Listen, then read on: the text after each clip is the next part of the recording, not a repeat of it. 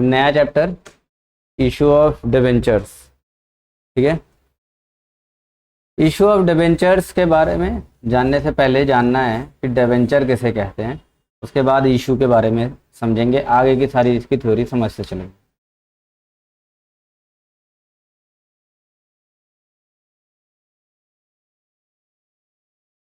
Debentures, debenture क्या है? ये अ टाइप ऑफ लोन है, टाइप ऑफ लोन। कैसा कैसा लोन हो गया ये आम जनता से कंपनी द्वारा लिया जाने वाला एक लोन है जो कि लोन के रूप में ना लेके किस रूप में मांगा जाता है? डिबेंचर के रूप में। जैसे मान लेते हैं कंपनी को 10 लाख रुपए की ज़रूरत है। अब सपोज करो ये 10 लाख रुपए है, कंपनी इसके एकदम बराबर बराबर कई सारे टुकड़े कर देगी।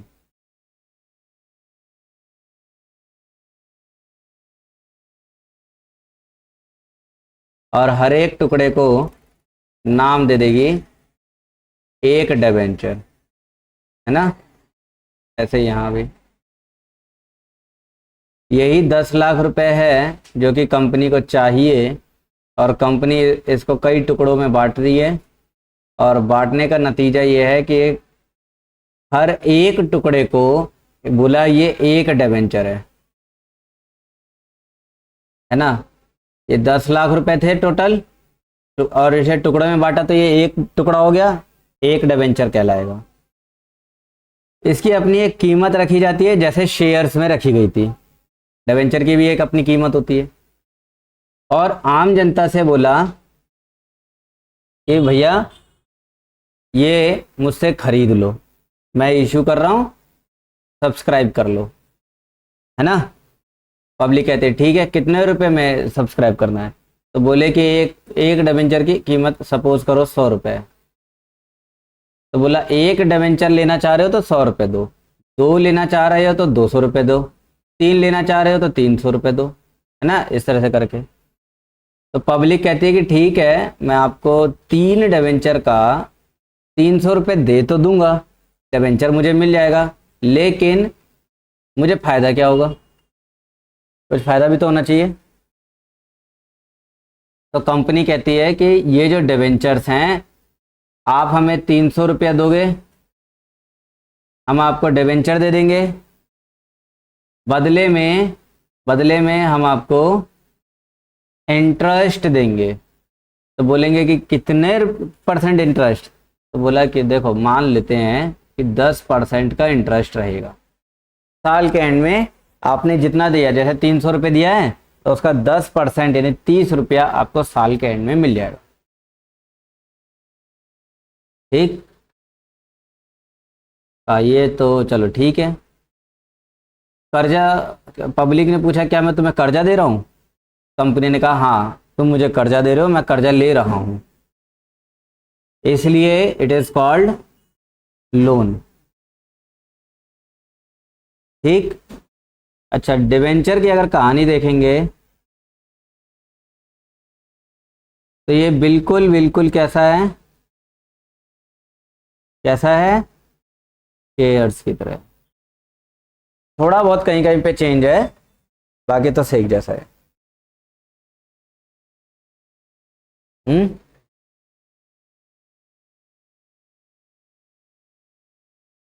अब बात करते हैं इशू करने की। वैसे और भी अभी इसमें बातें हैं डिबेंचर के लिए, जैसे डिबेंचर कितने टाइप के हो सकते हैं, हर एक टाइप में क्या क्या बातें हैं। ठीक है, वो सारे भी हैं, लेकिन वो सब कहाँ पढ़ोगे? कंपनी एक्ट में। शेयर्स के बारे में तो पढ़ लिया है ना? डिबेंचर के बारे में अभी है नहीं, बाद में इसमें चैप्टर हो जाएगा तब मैं बता दूंगा। अब आगे अपने टॉपिक इशू ऑफ डिबेंचर्स पर।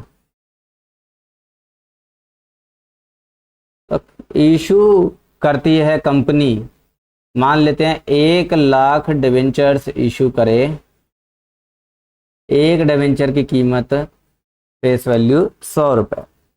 तो इशू करते वक्त 2 तरीके से इशू किया जाता है, जैसे शेयर्स में बताया था वैसे यहाँ है लमसम इशू और इंस्टॉलमेंट। इशू ऑन इंस्टॉलमेंट कहते हैं इसे, issue on instalment. Lump sum issue का मतलब हो गया पूरा 1 लाख डिवेंचर 100 रुपये के हिसाब से एक ही बार में इशू कर दिए, ठीक है। तो इशू कर दिए तो उसका ट्रीटमेंट लमसम के अकॉर्डिंग करते हैं। क्या रहेगा, पहले तो रिसीव के लिए एंट्री करेंगे, तो बैंक अकाउंट डेबिट टू, यहाँ पर क्या रहेगा, डिवेंचर एप्लीकेशन एंड अपलॉटमेंट कहेंगे इसे, debenture application and allotment account. एक तो ये, उसके बाद यही ड्यू हो जाएगा, तो ड्यू होने के लिए क्या लिखेंगे, debenture application and allotment account debit to. जब डिवेंचर इशू करते हैं तो बताया जाता है कि कितने % ब्याज वाला डिवेंचर है ये, तो उस % को ना नाम के तौर पे लिखा जाता है। जैसे मैंने लिया है 10%, तो 2 लगा के 10% डिवेंचर्स अकाउंट लिख देंगे।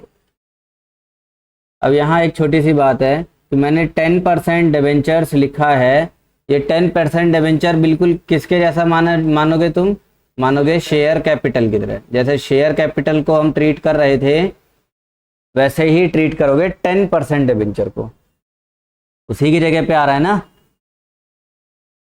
तो यहाँ पर शेयर कैपिटल में फेस वैल्यू लिखी जाती थी, बिल्कुल उसी तरह से 10% डिवेंचर में भी फेस वैल्यू लिखी जाएगी। लमसम की कहानी तो इतनी ही है, अमाउंट भरना चाहो तो भर लो, 1 लाख इंटू 100 1 करोड़ हो जाएगा, तो 1 लाख मल्टीप्लाई 100 1 करोड़, और इधर भी 1 करोड़, ये 1 करोड़ 1 करोड़।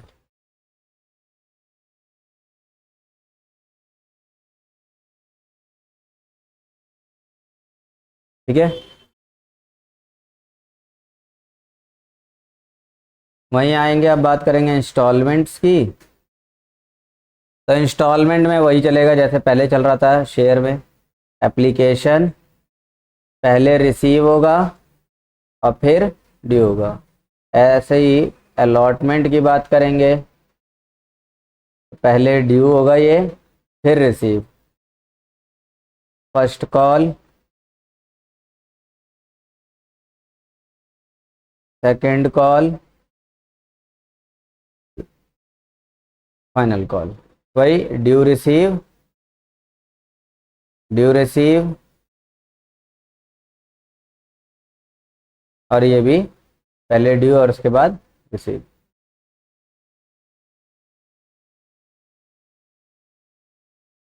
टॉपिक वाइज तो अभी तक तो इतना ही है, बिल्कुल सेम चल रहे हैं। बढ़े आगे,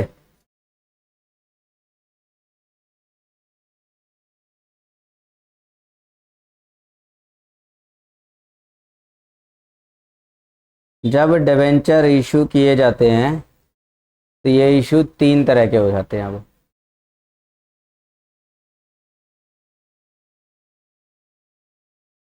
एक होता है at par,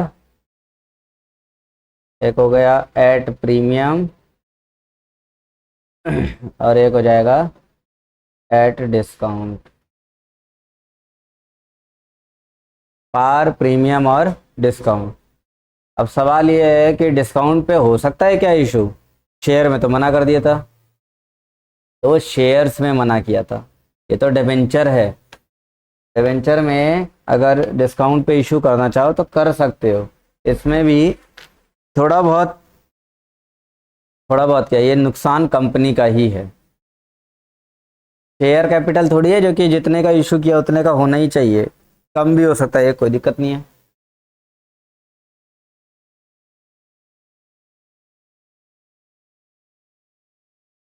eight par, at premium, at discount. तो पार में मेरे ख्याल से कोई दिक्कत नहीं आनी चाहिए, क्योंकि इशू ऑफ शेयर्स में पिछले पिछली क्लास में करवाया था ना, पिछली। हाँ, तो पार में तो कोई दिक्कत नहीं है, ये इसकी सारी जर्नल एंट्री बता चुके हैं। प्रीमियम में भी सारा सेम है, कोई दिक्कत नहीं है। फर्क क्या है, जहां शेयर एप्लीकेशन लिखते थे वहां क्या लिखोगे अब? Debenture application. शेयर एप्लीकेशन की जगह डिबेंचर एप्लीकेशन। ऐसे ही जहां शेयर कैपिटल लिखते थे वहां लिखोगे जो भी जितना परसेंट होगा उतने परसेंट डिबेंचर। ठीक, फर्क इतना ही है। शेयर एप्लीकेशन का जगह डिबेंचर एप्लीकेशन, यानी शेयर अलॉटमेंट की जगह डिबेंचर अलॉटमेंट आएगा, शेयर फर्स्ट कॉल की जगह डिबेंचर फर्स्ट कॉल आएगा। इस तरह की चीज़ें बनाते रहनी है। बात करते हैं ये डिस्काउंट के केस में क्या करना है, क्योंकि डिस्काउंट हमारा शेयर्स में तो था ही नहीं। अब डिस्काउंट के लिए केस बना देता हूं मैं कि एप्लीकेशन, अलॉटमेंट, फर्स्ट कॉल और फाइनल कॉल 4 3 2 1 ऐसा कुछ है, मतलब 40 30 20 और 10। 1,00,000 डिबेंचर इशू करे हैं 100 रुपये के हिसाब से। अब डिस्काउंट जो है मैं मान लेता हूँ अलॉटमेंट पर है। कितने का डिस्काउंट है? 10 रुपये का, यानी अलॉटमेंट कितना मिला? 20 रुपये। और ये टोटल अमाउंट कितना हो गया? टोटल हो गया 90 रुपये। 100 रुपये तो फेस वैल्यू है, और इशू करा है तो इशू किया 90 रुपये पर 10 रुपये का डिस्काउंट। डिस्काउंट आया कहाँ है? तो ये अलॉटमेंट पर आया। तो इसके लिए जर्नल एंट्री मैं केवल अलॉटमेंट की बता रहा हूँ। अलॉटमेंट की जर्नल एंट्री पहले तो ड्यू होगा, तो लिखेंगे डिबेंचर अलॉटमेंट अकाउंट डेबिट। अब टू परसेंटेज डिबेंचर अकाउंट, एक तो ये बात है जो कि पुरानी ही बात है। ये नए में क्या हो जाएगा?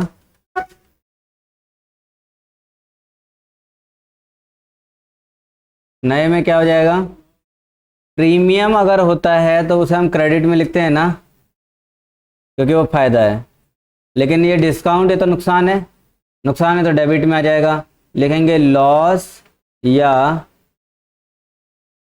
Discount on issue of debenture account debit.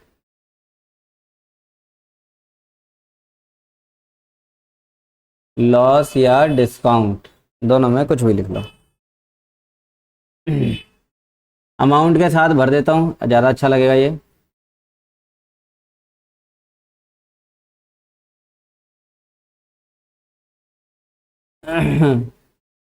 देखिए परसेंटेज डिबेंचर मैंने बताया, ये तो बिल्कुल शेयर कैपिटल की तरह चलेगा। तो शेयर कैपिटल के according issued debentures multiply face value. तो अलॉटमेंट की अपनी फेस वैल्यू 30 रुपये है, तो 30 रुपये हो गया। तो यहाँ आ जाएगा 30 लाख।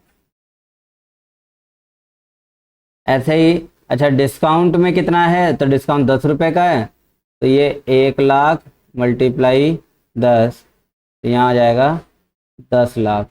बाकी डिबेंचर अलॉटमेंट अकाउंट लिखेंगे तो डिबेंचर अलॉटमेंट में 20 रुपये। अलॉटमेंट की अपनी फेस वैल्यू 30 थी लेकिन अपनी कीमत 20 रुपये, तो ये 1 लाख मल्टीप्लाई 20, तो ये हो गया 20 लाख। अब जब रिसीव वाली एंट्री बनेगी, अलॉटमेंट रिसीव वाली एंट्री बनेगी, तो ये बनेगी bank account debit to debenture allotment account, और इसकी कीमत हो जाएगी 20 लाख 20 लाख।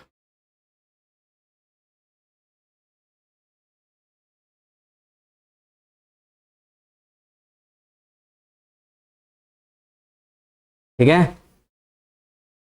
तो ये इशू हो गया at par, at premium, at discount. इसके आगे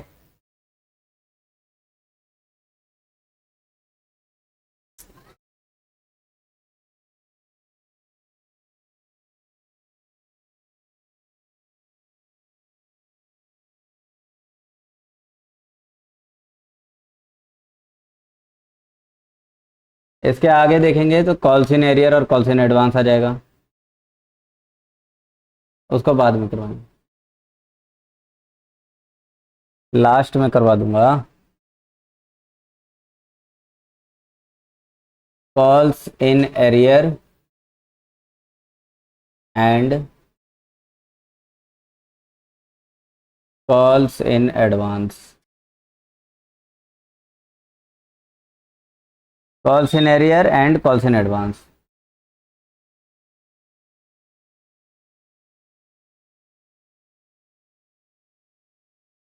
ये बिल्कुल वैसे ही करना जैसे शेयर्स में पढ़ाया है।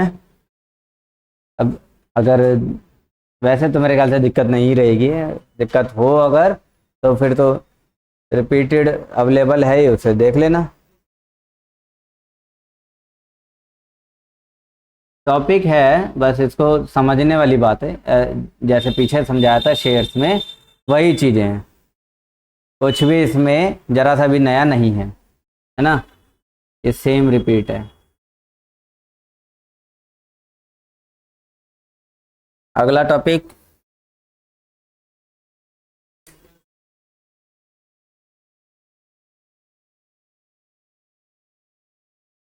Topic purchase consideration.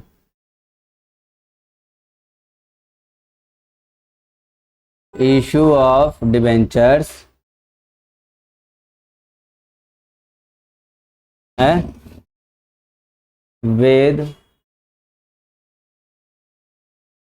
Consideration other than cash, उसमें है ना।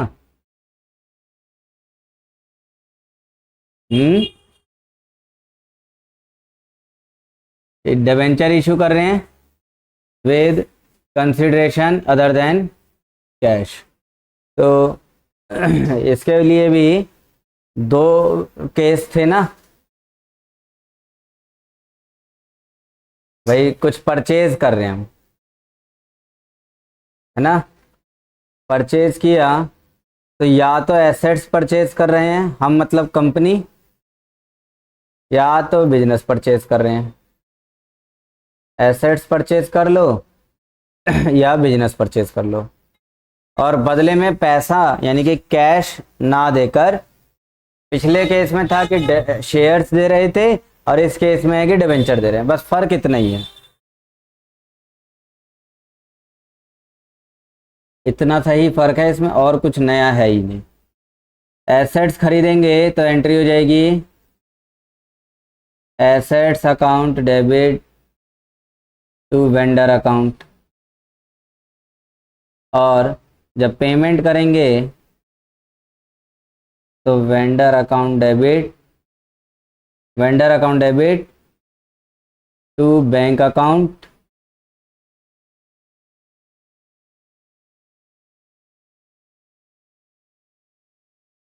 To percent debenture account.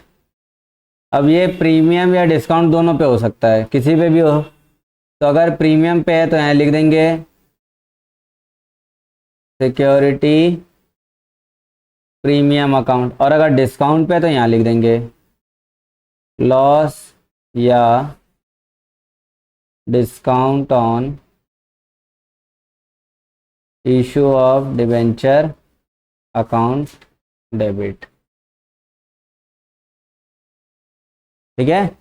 और पिछले जब मैंने यह कंसिडरेशन पढ़ाया था शेयर्स वाला, तो इसीलिए मैंने वहाँ पे लिखवाया था कि डिबेंचर में डिस्काउंट का केस आएगा, तो नंबर ऑफ डिबेंचर्स निकालने हो तो इसके लिए तरीका purchase consideration upon face value plus premium value minus का डिस्काउंट। ये तो था एसेट्स खरीदने का। अगर बिजनेस खरीद रहे हैं तो इसमें ऑल एसेट्स अकाउंट डेबिट हो जाएगा to all liabilities account to vendor account है। डेबिट में कम आया तो लिख देंगे गुडविल अकाउंट डेबिट, डिफरेंस निकाला जाएगा ना। और अगर क्रेडिट में कम आया तो लिखेंगे कैपिटल रिजर्व अकाउंट।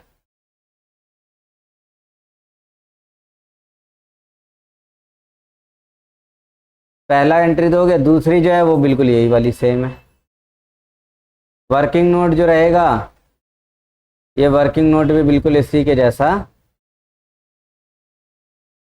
सेम रहेगा।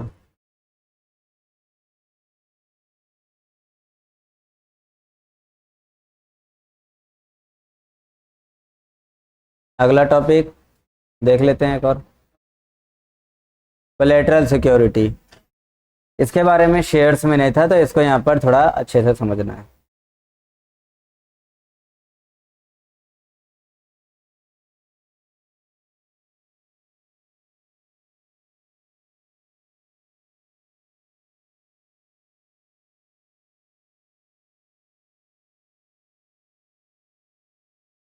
Issue of debentures as collateral security.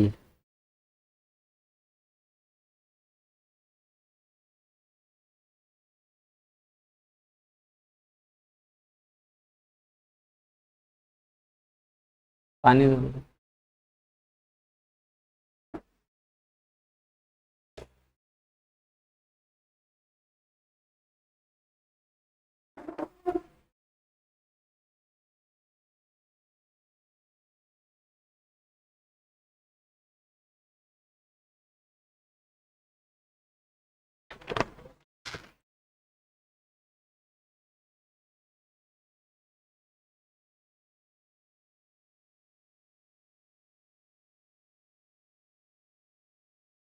देखो, issue of debentures as collateral security, ये जो टॉपिक है कोलेटरल सिक्योरिटी वाला,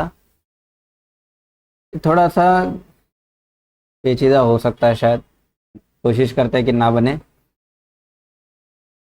मान लेते हैं कि कोई कंपनी है XYZ लिमिटेड, ये कहीं गई बैंक में लोन लेना है। बैंक ने कहा लोन तो ले लो हमसे, कोई दिक्कत नहीं है, लेकिन बदले में कुछ गिरवी रखो। बैंक ने लोन दे दिया, सपोज करो 5 लाख रुपए लोन दिया है, तो बदले में कुछ गिरवी रखवाएगा इससे। गिरवी के तौर पे कुछ भी रखेगा तो ठीक नहीं है, क्योंकि इसके पास हो सकता है काफ़ी चीज़ें हों लेकिन गुडविल खराब हो जाएगी गिरवी रख देगा तो। इसलिए कुछ भी ना गिरवी रख के अपने पास रखे डिबेंचर्स जो कि ये आम जनता को इशू करता, उन्हीं को ही गिरवी के रूप में बैंक को दे देता। मेरी बात समझ में आई? डिबेंचर्स वो आम जनता के बीच में इशू करता, पैसे लेता, लेकिन आम जनता को ना देकर जाके बैंक को ही डिबेंचर्स दे रहा है गिरवी के रूप में। डिबेंचर्स दिए हैं गिरवी, mortgage, which is called collateral security. ठीक।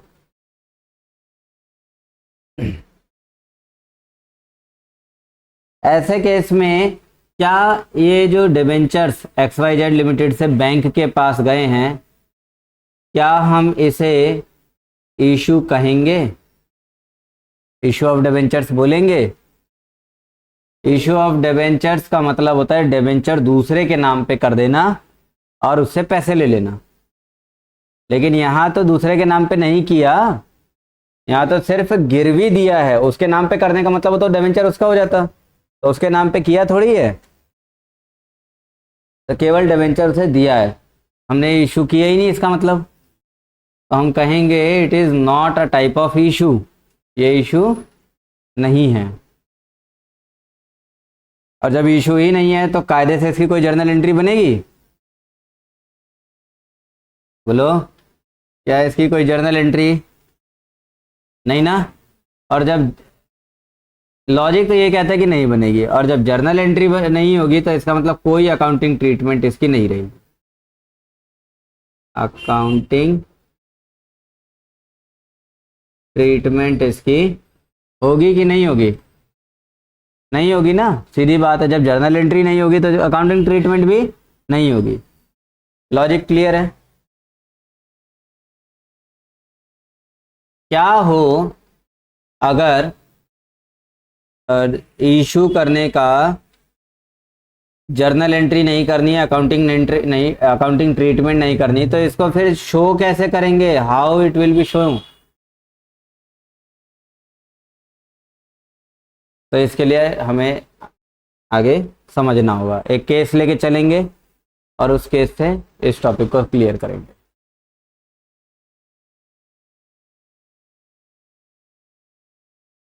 तो कोलेटरल सिक्योरिटी की बात करेंगे।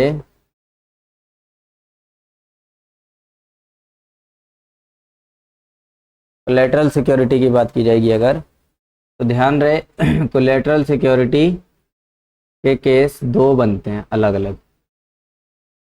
एक वो जिसमें हम कहते हैं कि जो नया डिबेंचर इशू किया गया है उसे कहीं शो करना ही नहीं है, यानी नो ट्रीटमेंट। ठीक है,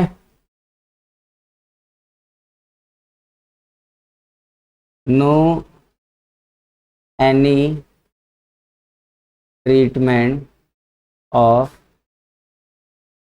इशू ऑफ डिबेंचर्स।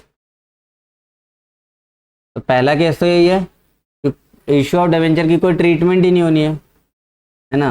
अच्छा, दूसरा जो है वो ट्रीटमेंट करनी पड़ सकती है as per the question. Question ने कहा कि इसकी ट्रीटमेंट करके दिखाओ, तब हमें दिखाना पड़ेगा। तो treatment of issue of debentures to be shown in the books. तो बुक्स में हमें शो करके दिखाना पड़ेगा। Case number 1।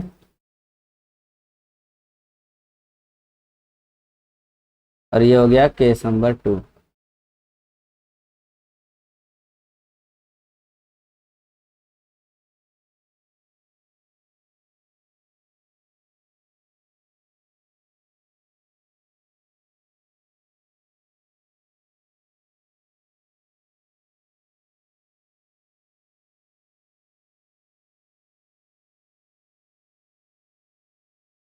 दोनों केस को एक एक करके समझे।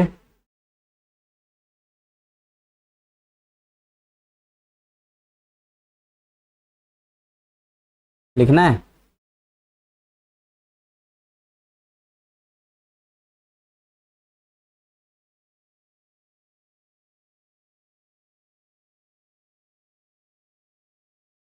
तो केस नंबर 1 की बात करते हैं। मैं यहीं पे ना एक कंडीशन बना लेता हूँ, उसी कंडीशन में चलेंगे। तो कंपनी बैंक के पास गई, लोन लिया है 5 लाख रुपए का। बैंक ने कहा कुछ गिरवी रखो, अब कंपनी ने गिरवी के तौर पे डिबेंचर्स रख दिए, 9% डिबेंचर्स रखे हैं। एक डिबेंचर की कीमत 100 रुपये। अच्छा, और डिबेंचर रखे कितने हैं? 5 लाख से ज़्यादा का ही डिबेंचर रखना पड़ेगा ना। जितने का लोन लेते हैं गिरवी उससे ज़्यादा की तो रखी जाती है मार्जिन रिक्वायरमेंट वाला। तो 5 लाख है तो 5 लाख से ज़्यादा का गिरवी रखेंगे। कितना रख देंगे बताओ? मान लिया 6 लाख रुपए। ठीक है, इतना 6 लाख का डिबेंचर गिरवी रख दिए। इतना ही ये केस है। अब हम क्या करें, एक एक करके दोनों केसों को समझेंगे।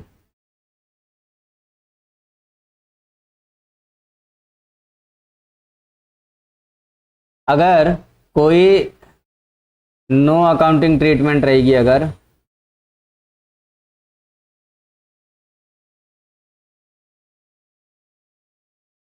कोई अकाउंटिंग ट्रीटमेंट नहीं है तो ऐसे केस में क्या करना है हमें?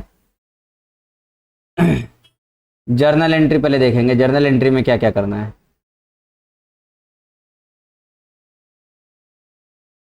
तो जर्नल एंट्री में केवल एक जर्नल एंट्री होगी, लोन लेने वाली, और एंट्री हो जाएगी bank account debit to bank loan account. 5 lakh रुपए आ गए, 5 लाख, 5 लाख। बदले में हमने इसे डिबेंचर दिए हैं तो डिबेंचर के लिए यहाँ कोई भी एंट्री नहीं बनेगी। ठीक है, इसके बाद इसकी जो अगली जो ट्रीटमेंट है वो हम देखेंगे बैलेंस शीट में।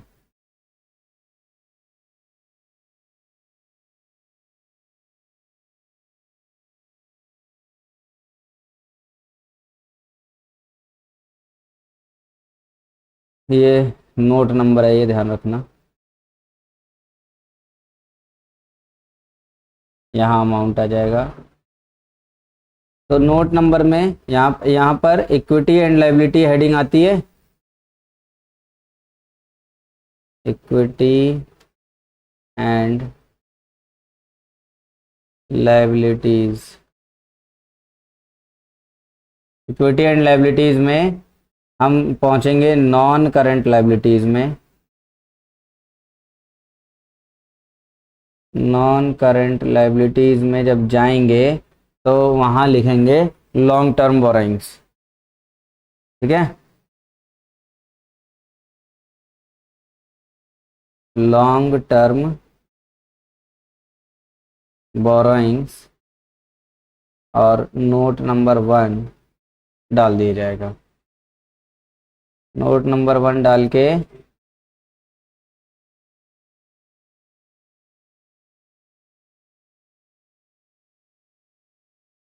नोट नंबर 1 डाल के और इसे वहीं छोड़ देंगे, क्योंकि अभी वहाँ पे कुछ और काम भी करना है। फिर आएंगे अपने नोट नंबर पे, नोट्स टू अकाउंट बनाएंगे। Notes to account, notes to account में आएंगे, यहाँ पर नंबर 1 डालेंगे क्योंकि यहाँ नंबर 1 दिया हुआ है, लॉन्ग टर्म बोरोइंग्स। यहाँ लिखेंगे long term borrowings. Long term borrowings में लिखेंगे बैंक लोन, ऐसे करके बैंक लोन, और इधर लिख देंगे 5 लाख रुपए, और नीचे इसी के ब्रैकेट डाल के लिख देंगे सिक्योर्ड बाय इशूइंग। कितने, 6 लाख का है ना, 6 लाख का हमारा क्या है, डिबेंचर इशू किया है। जो एक डिबेंचर की कीमत 100 रुपये, तो 2 जीरो से 2 जीरो काटा, कुल मिला के बच गया 6000 डिबेंचर्स। इतने ही तो डिबेंचर इशू करें हैं। तो issuing by 6,009% debentures of rupees 100 each as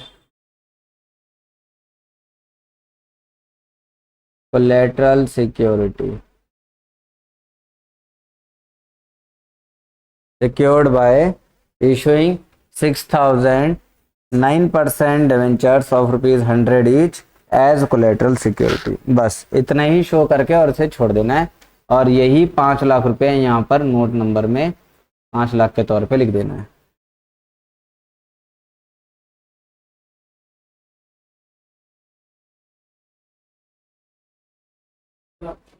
पहला केस है जिसमें हमें इशू ऑफ डिबेंचर्स का कोई अकाउंटिंग ट्रीटमेंट ही नहीं करना। कहाँ किया मैंने इशू ऑफ डिबेंचर का कोई अकाउंटिंग ट्रीटमेंट?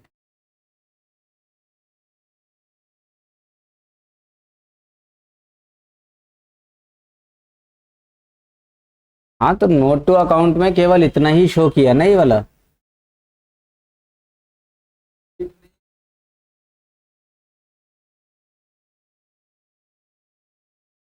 अभी कंफ्यूजन दूर कर दूंगा। मैंने बैंक लोन की एंट्री करी है, ये देखो, है ना। बैलेंस शीट में बैंक लोन दिखाया है, बैलेंस शीट में मैंने इशू ऑफ डिबेंचर तो कहीं नहीं दिखाया, तो इशू ऑफ डिबेंचर तो इसमें दिखेगा ही नहीं बैलेंस शीट में कहीं, इसलिए उसमें बैलेंस शीट बनाई ही नहीं है। बाकी जर्नल एंट्री में भी कहीं इशू ऑफ डिबेंचर का किया मैंने? कुछ नहीं किया। ये तो बैंक लोन लिया है उसके लिए अकाउंटिंग ट्रीटमेंट है ये, ठीक है। ये तो केस नंबर 1 हो गया, अच्छे से आगे समझ। अब केस नंबर 2 की तरफ चलते हैं।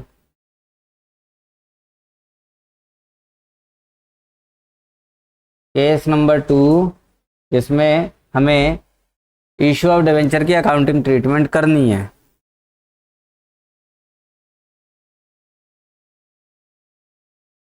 Accounting treatment of for issue of debentures.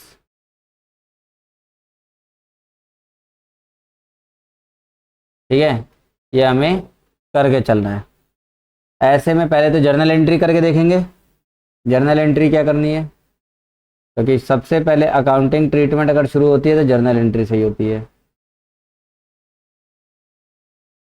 तो पहली एंट्री बैंक से पैसा लेने की, बैंक लोन आने की है ना, तो bank account debit to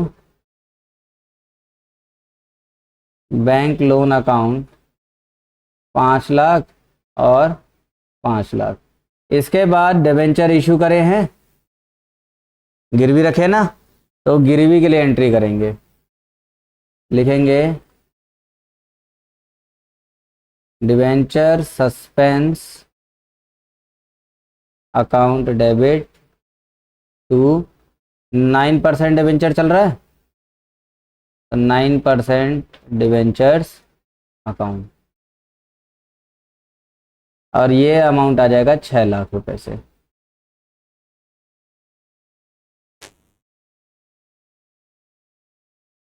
journal entry वाला केस खत्म। अभी हम बनाएंगे बैलेंस शीट, तो ऐसा बैलेंस शीट में शो करके देखेंगे कि किस तरह से शो करना है बैलेंस शीट में। तो जब बैलेंस शीट बनाई जाएगी कंपनी की,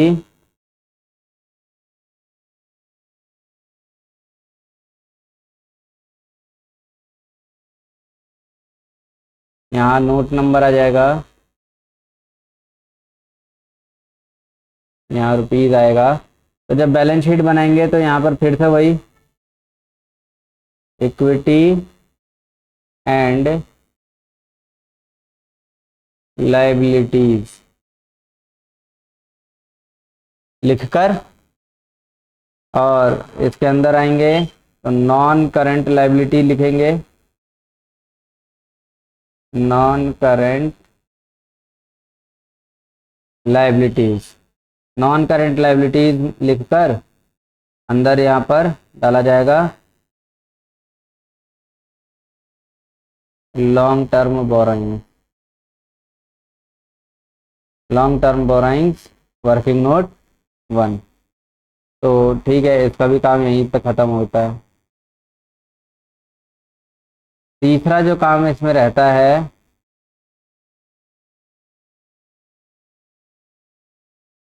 तीसरा काम है वह है notes to account.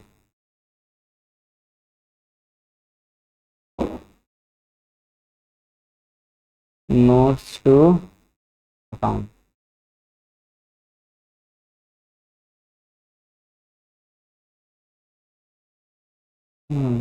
Notes to account में नंबर 1 डालेंगे क्योंकि यहाँ पे नंबर 1 ही है, और नंबर 1 लिखकर यहाँ लिखेंगे लॉन्ग टर्म बोरोइंग, और लॉन्ग टर्म बोरोइंग्स में यहाँ पर डॉट डाल के लिखेंगे बैंक लोन। और कितने का बैंक लोन? 5 लाख। उस 5 लाख को अंदर साइड में रखा जाएगा, अभी रुपीज वाले कॉलम में नहीं जाएंगे। इसमें ऐड करेंगे बैंक लोन के नाम पे डिबेंचर भी तो इशू करा है, तो डिबेंचर भी तो एक तरह का लोन हुआ है। देखो हम क्या कर रहे हैं, लॉन्ग टर्म बोरोइंग्स दिखा रहे हैं ना। लॉन्ग टर्म बोरोइंग्स में एक तो बैंक लोन हो गया और दूसरा डिबेंचर्स हुए, तो डिबेंचर को यहाँ शो करेंगे क्योंकि उसकी जर्नल एंट्री करी थी ना ऊपर। जर्नल एंट्री उसकी करी है हमने, ये रही डिबेंचर की जर्नल एंट्री करी है, तो अब ये बैलेंस शीट में भी जाएगा। और बैलेंस शीट में कहाँ? तो लॉन्ग टर्म बोरोइंग्स में उसे हम दिखाएंगे। तो यहाँ पर लिखेंगे 9% डिबेंचर 6 लाख रुपए का है, जोड़ दिया। तो जोड़ने से क्या मिलेगा? लॉन्ग टर्म बोरोइंग्स हो गई हमारी 11 लाख की,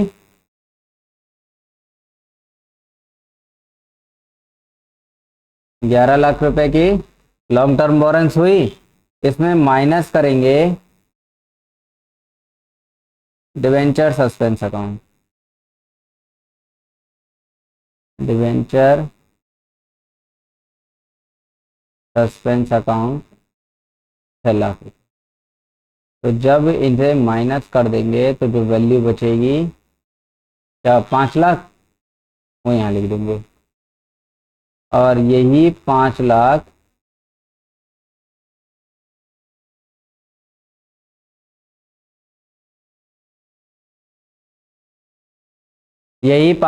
क्या हमारा लॉन्ग टर्म बोरोइंग की फाइनल पेमेंट आई। और ऊपर जहाँ हमने नोट नंबर लिख के और जगह छोड़ी हुई थी,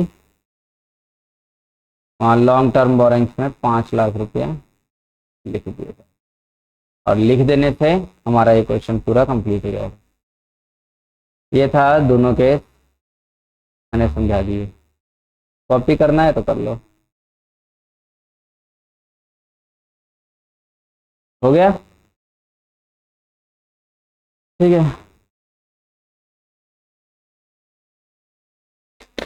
क्या क्या टॉपिक हो गए?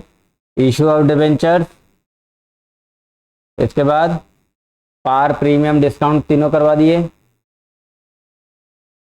और परचेज कंसिडरेशन करवा दिया, और कोलेटरल सिक्योरिटी करवा दिया। अगला टॉपिक है इंटरेस्ट ऑन डिबेंचर्स की। इंटरेस्ट ऑन डिबेंचर्स के बारे में सीखना है। उसके बाद रिडम्पशन।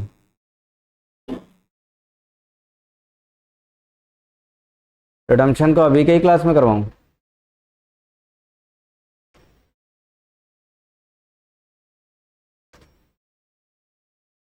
मेरे ख्याल से अभी नहीं करवाना चाहिए, क्योंकि रिडम्पशन वाला जो है टॉपिक बड़ा है। इशू इंटरेस्ट देख लेते हैं, इंटरेस्ट करवा देता हूँ।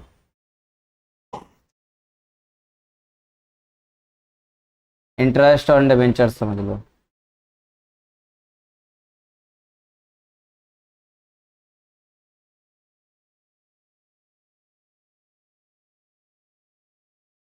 इंटरेस्ट ऑन डिबेंचर्स,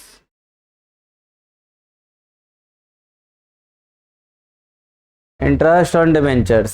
अभी हमने देखा कि डिबेंचर एक लोन है। लोन है तो ऑब्वियसली साल के एंड में ब्याज तो बनेगा ही बनेगा इस पे। तो जब भी बनेगा ब्याज साल के एंड में बनेगा। लेकिन कई बार क्वेश्चन में दिया होता है कि एनुअली ब्याज ना कैलकुलेट करके हाफ ईयरली कैलकुलेट करें, क्वार्टरली कैलकुलेट करें, मंथली कैलकुलेट करें, कुछ भी जैसे मर्जी वैसे दिया हो सकता है ना। तो मेन मुद्दा ये है कि ब्याज कब कैलकुलेट करना है और कितना कैलकुलेट करना है। तो देखें, हमारे पास कई केस हो सकते हैं, तो मैं अभी एनुअली ही बता रहा हूँ। एनुअली के केस में पहले तो इंटरेस्ट ड्यू होगा, इंटरेस्ट ड्यू होगा, ड्यू होने की एंट्री हो जाएगी interest on debentures account debit to debenture holders account, debenture holders account. साल भर का ब्याज कैलकुलेट करो और डिवेंचर होल्डर के नाम पे लगा दो। डिवेंचर होल्डर के नाम पे इसलिए क्योंकि उन्हीं को ही मिलेगा। फिर दूसरी एंट्री जब इंटरेस्ट पे करेंगे वो करना है, इंटरेस्ट पेड, और इसके लिए एंट्री हो जाएगी debenture holders account debit to bank account. साल के एंड में पैसा चला गया। हाँ, इसके बाद एक मिलता जुलता एक और एंट्री हो जाएगी, ट्रांसफर की एंट्री। ठीक है, interest transfer to profit and loss statement, या statement of profit and loss लिख लो, statement of profit and loss. एक ये होना है, तो इसके लिए एंट्री हो जाएगी statement of profit and loss debit to interest on debentures account. साल में चाहे एनुअली हो, चाहे हाफ ईयरली हो, क्वार्टरली हो, चाहे मंथली हो, हर बार ये ऊपर की दोनों एंट्रियां करेंगे। हैं? हाँ रुक जाओ, हर बार ऊपर के दोनों एंट्रियां करेंगे। ठीक है, लेकिन जो ये लास्ट वाली एंट्री है ये हमेशा साल के एंड में ही होगी, उससे पहले नहीं होगा। हाँ, ऊपर की नंबर 1 और नंबर 2 रिपीट हो सकती हैं। साल में 2 बार ब्याज दे रहे हो तो दोनों बार ये करो, 3 बार ब्याज दे रहे हो तो तीनों बार करो, कोई दिक्कत नहीं है, 4 बार कर रहे हो कोई दिक्कत नहीं। लेकिन जो ये ट्रांसफर एंट्री है, साल भर में जितनी बार भी ब्याज दिया, टोटल मिला के जितना ब्याज दे दिया वो सबका एक ही बार ट्रांसफर एंट्री करी जाएगी। ये हो गया इंटरेस्ट ऑन डिवेंचर्स। अब आगे थोड़ा सा इसमें बढ़ते हैं।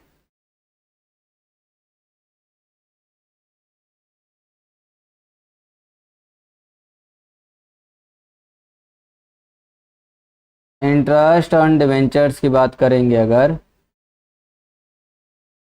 तो 2 तरीके से चला जा सकता है। एक चला जाएगा विदाउट टीडीएस और एक चला जाएगा विद टीडीएस। टीडीएस मतलब टैक्स डिडक्टेड एट सोर्स। ठीक है, टैक्स डिडक्टेड एट सोर्स। ये क्या है टीडीएस? डिवेंचर होल्डर ने डिवेंचर पे ब्याज कमाया, सरकार कहती है कि कुछ भी कमा रहे हो उसमें से मुझे पैसे दो, टैक्स भरो। तो डिवेंचर होल्डर जो होते हैं, इंटरेस्ट तो कमा लिया, कमाने के बाद दबा जाते हैं, पैसा नहीं देते हैं, टैक्स नहीं भरते हैं, क्योंकि लालच आ जाता है ना फिर। इसलिए कंपनी गवर्नमेंट ने कंपनियों पे ये ऑर्डर थोप रखा है कि कंपनियां जब तुम अपने डिबेंचर होल्डर को ब्याज का पैसा दे रही होगी तभी मेरा हिस्सा निकाल के मुझे दे दो, जो मैं उनसे लेता, तो उनसे ना लेके मैं तुमसे ही मांग रहा हूँ। तुम पहले मुझे दे दो और बचा हुआ डिबेंचर होल्डर को दे देना। जैसे मान लेते हैं कि ब्याज का जो पैसा बना है वो बना है 10,000 रुपये और जो TDS है वो है 10%। तो सरकार कहेगी कि इस 10,000 में से 10% किसको दे दो, मुझे दे दो। कितना, 1,000 रुपये। ये किसके पास गया, गवर्नमेंट के। अच्छा, डिवेंचर होल्डर को क्या मिलेगा, 10,000 में 1,000 माइनस करके बच गया 9,000। ये जाएगा डिवेंचर होल्डर्स के पास।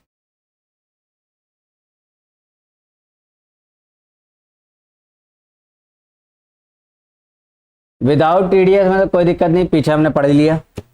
विद TDS में ये वाली इस तरह की कहानी आ जाएगी। तो इसके लिए देखेंगे अभी थोड़ा सा जर्नल एंट्री।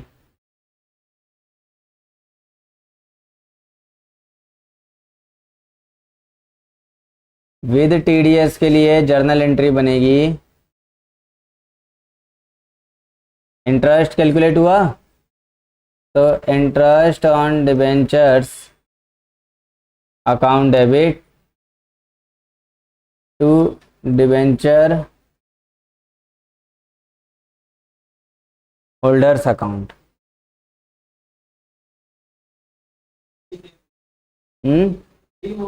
ड्यू की entry same.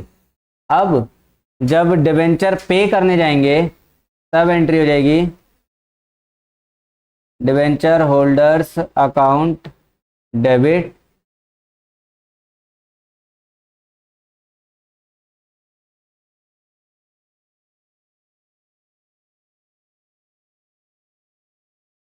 Debenture holders account debit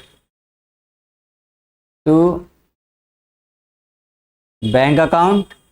कुछ तो डिबेंचर होल्डर के पास ही चला गया और कुछ पैसा गवर्नमेंट के पास, तो टू TDS पेबल अकाउंट आएगा।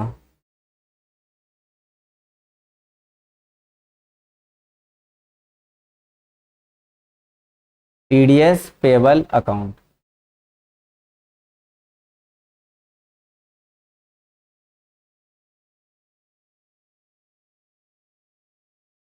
अपने ही एग्जाम्पल की बात करें, जो हमने एग्जाम्पल यहाँ पे बना दिया, हमारा ब्याज 10,000 का, TDS 1,000 का। यहाँ तो फिलहाल ब्याज रहेगा तो 10,000 और 10,000 ही रहेगा। जब पेमेंट के टाइम पर आएंगे तो ये 10,000, डिबेंचर होल्डर को 9,000 और 1,000 चला जाएगा गवर्नमेंट के पास।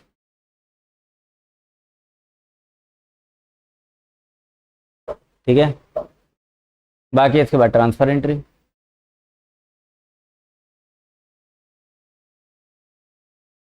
TDS वाला पैसा जब गवर्नमेंट की जेब में जाएगा तब यहाँ पर एक एंट्री और कर देंगे।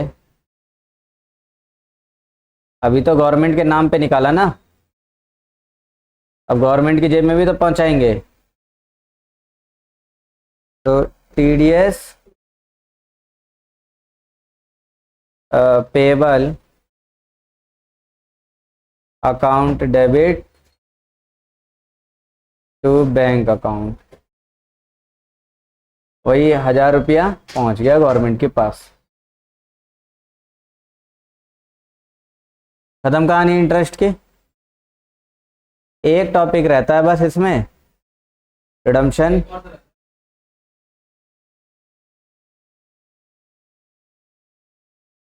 लॉस राइट ऑफ करना वो यही है, ट्रांसफर।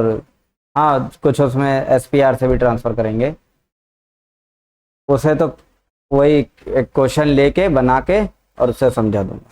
राइट ऑफ कैसे किया जाता है वो वहाँ पे होगा। तो चलो ठीक है, 2 क्वेश्चन हो गए, मतलब 2 टॉपिक रहते हैं, बाकी उसके बाद ये यूनिट ख़त्म हो जाएगा।